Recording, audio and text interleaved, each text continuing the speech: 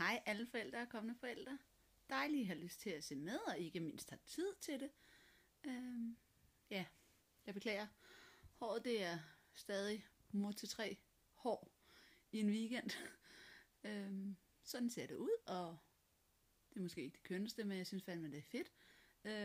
Jeg har ikke behov for at stase mig op og prøve at vise hele verden, at der er totalt overskud på hele linjen, for det ville være en stor fed løgn.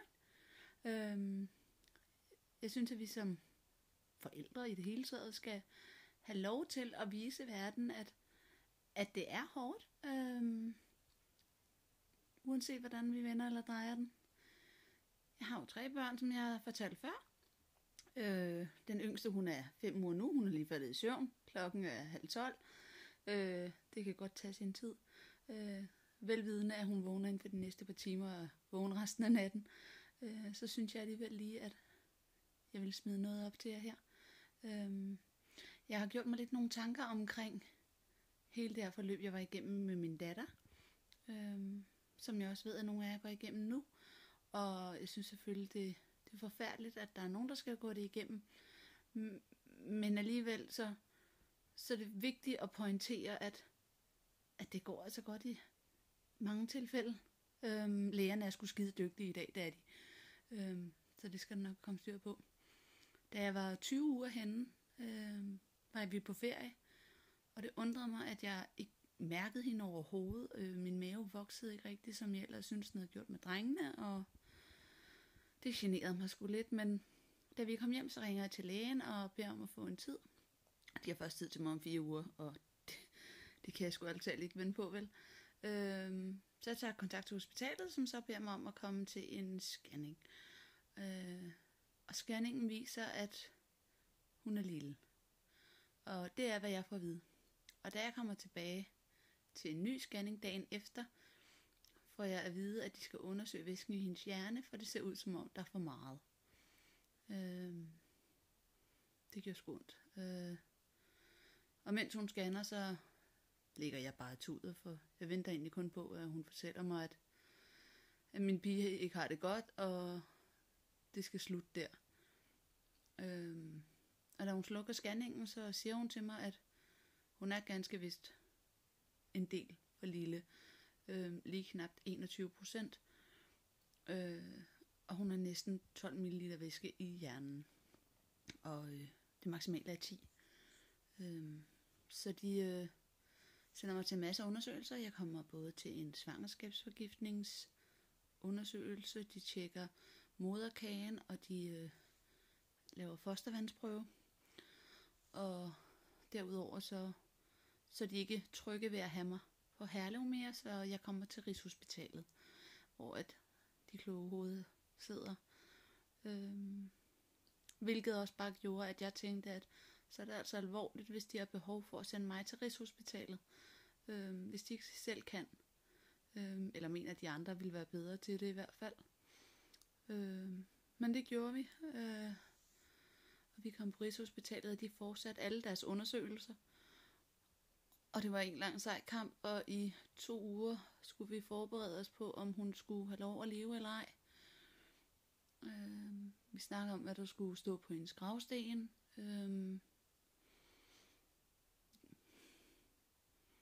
Det var ikke så nemt. Vi blev enige om, hvad hun skulle hedde, og vi forberedte os på, hvordan vi skulle takle det og sige det til børnene, at lillesøster ikke kom alligevel, og hun ikke kom hjem og legede med dem på et tidspunkt. Det glædede især den store sig til, at hun kunne være med til at lege. Og vi bliver så indkaldt til et møde på Rigshospitalet, hvor alle svarene ligger klar, og en hjernelæge og en børnelæge skal fortælle os om alle svarene på de her prøver, og hvad det vil betyde for os. Og vi kommer ind i et meget, meget lille rum. Og stemningen er meget hurtigt, meget presset. Og jeg tuder mig igennem det.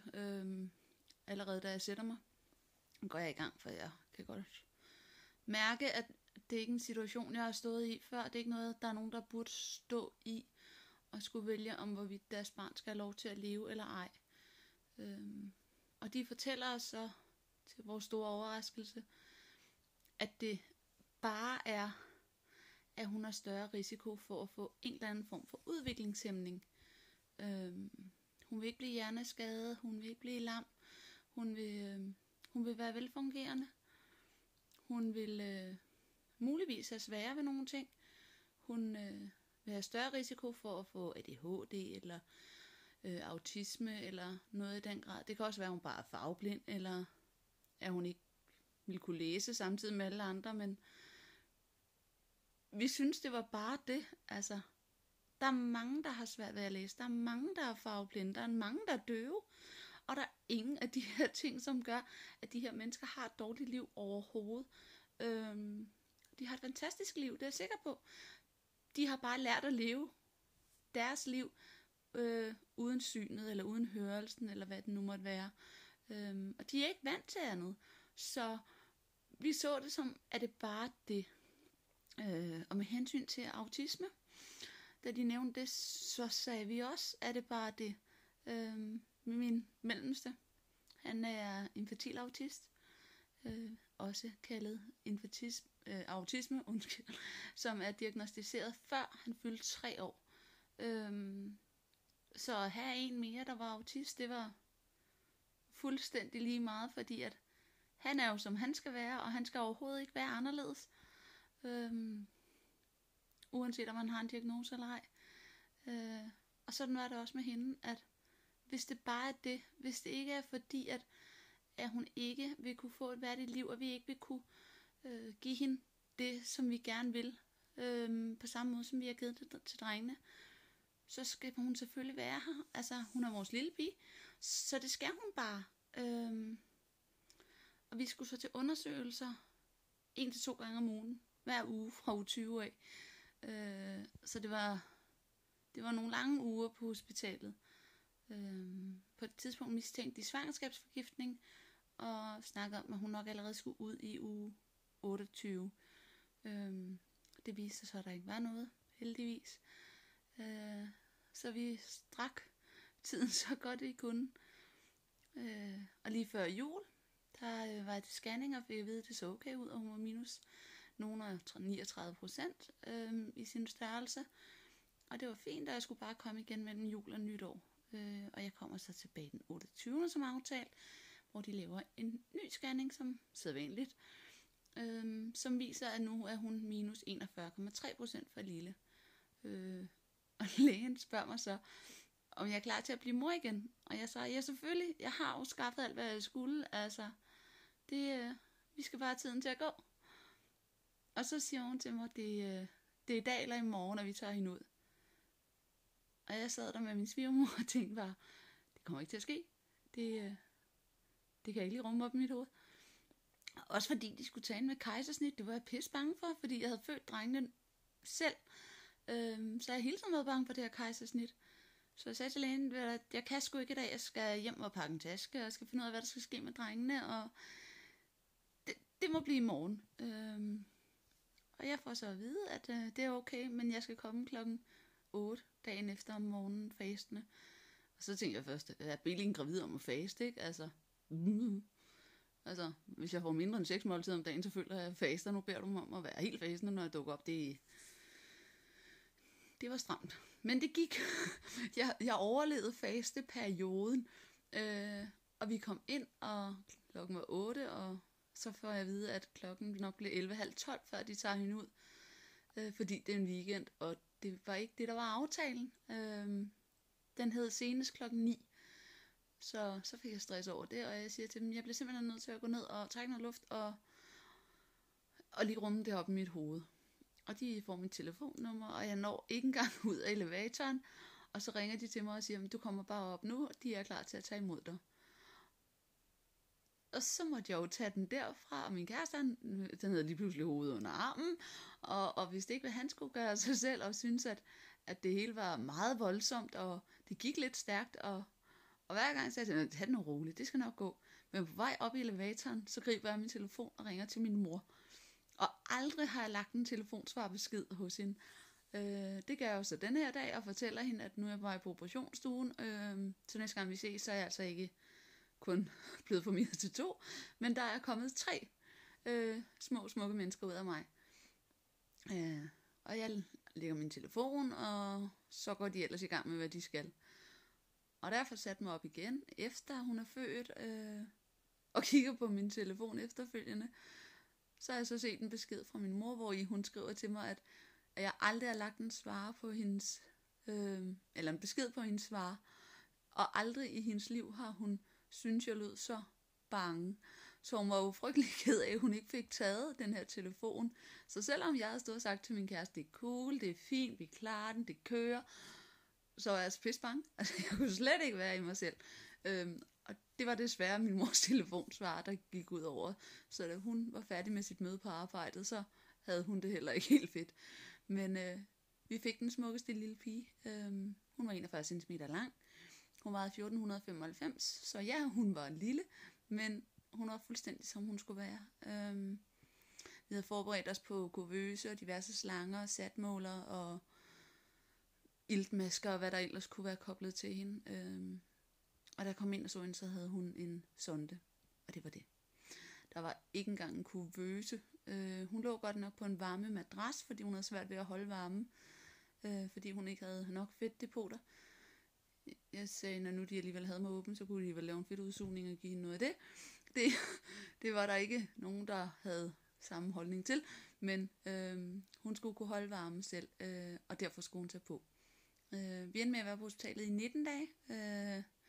Det var nogle lange dage. Også fordi drengene var herhjemme, og de spurgte hver dag, hvornår at mig og lillesøster kom hjem. Og jeg kunne bare ikke give dem nogen dato. For det var hele tiden med, hvor meget tager hun på, hvornår har hun smidt sonden, og så videre. Og jeg synes, dagene de blev længere og længere, og jeg kunne ikke rigtig tage mig sammen til at overhovedet svare folk, når de ringede eller skrev, eller se folk, der gerne ville komme ud på hospitalet og hilse på hende. For det var bare, at jeg skulle ligge der, og jeg skulle også ligge der til nytår, i stedet for at være sammen med mine børn, og jeg kunne bare ikke være både hos drengene og hos hende på en gang. Altså jeg følte, jeg svigtede, hvis jeg var hjemme, så svigtede jeg hende på hospitalet. Og hvis jeg var på hospitalet, så følte jeg svigtede dem derhjemme. Så jeg følte mig enormt splittet i de her knap 3 uger, ikke? Og en morgen, da hun endnu en gang hiver sin sonde ud, så siger sygeplejersken så til mig, at hun synes, at vi skal prøve at lade være med at lægge den i igen, og så se, hvordan hun klarer det med hensyn til vægten i løbet af et døgn. Og jeg er meget enig i hendes konklusion. Det ville jo kun være fedt, og at hun ikke skulle have den sonde mere, og hvis hun kunne klare det, så kunne vi jo snart komme hjem. Og dagen efter kommer lægen ind, og han måler og vejer hende, og tjekker hofter, og kigger på hende og lytter på hende. Og så siger han så, at jeg kommer med en recept til hendes modermælserstatning, og så må I jo bare have det rigtig godt. Hvad siger du? Ja, har du ikke lyst til at komme hjem? Jo, det tror jeg nok, jeg har. Så jeg ringede til min kæreste, og der gik lige nøjagtigt 7-8 minutter. Så stod han på hospitalet og var klar til at køre os hjem. Så det var jo helt fantastisk. Jeg synes under alle omstændigheder, at den her fortælling er komisk set i bagspejlet.